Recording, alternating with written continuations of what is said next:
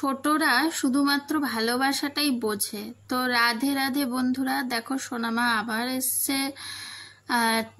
ওর নান্নান ওকে জুতো খুলিয়ে দিচ্ছিল। তো ওই সময় দেখো আমি ফোনে ভিডিও করছিলাম বলেও চোখ মুখ ঢেকে রেখেছিল আলোর জন্য, তারপর আলোটা নিভিয়ে দিলাম। তো সোনামা এই যে ওর নান্নানের পায়ে ব্যথা লেগেছে সেই কথাটাই বলছিল তখন আমাকে, যে ওর নান্নানের পায়ে ব্যথা লেগেছে, সুন্দর দাদুকে সুন্দরী বলে ডাকে, দাদু ওকে সুন্দরী বলে ডাকে, তাই ও সুন্দরী বলে। এই দেখো নান্নানের পায়ে ব্যথা লেগেছে বলে ভাব দিয়ে দিচ্ছে। আবার ও নান্নানকে খুব ভালোবাসে, মানে ও দিদুনকে ও নান্নান বলে ডাকে। তো দেখো এই যে ভাব দিয়ে দিচ্ছে, ওর দুষ্টুমির অন্ত নেই, কিন্তু খুব ভালো, ও আমাকেও খুব ভালোবাসে, আমিও ওকে খুব ভালোবাসি।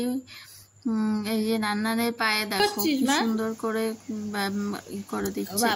তারপরে এই যে মুড়ি খাবো বলে মুড়ি নিয়ে মুড়ির দাঁত বানাচ্ছে। এই যে দেখো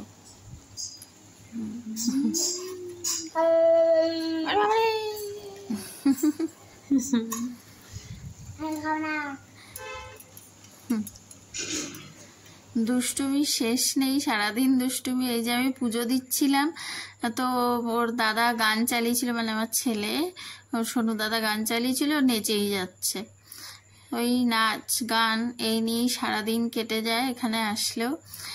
এই করে ঠোরে তারপরে আবার এই ওই দিন ওরা তাড়াতাড়ি চলে গেছিল বাড়িতে। তারপর রাত্রে পরের দিন গণেশ পুজো ছিল, দোকানের লক্ষ্মী গণেশকে দেখো পরিষ্কার করেছি রাত্রিবেলা।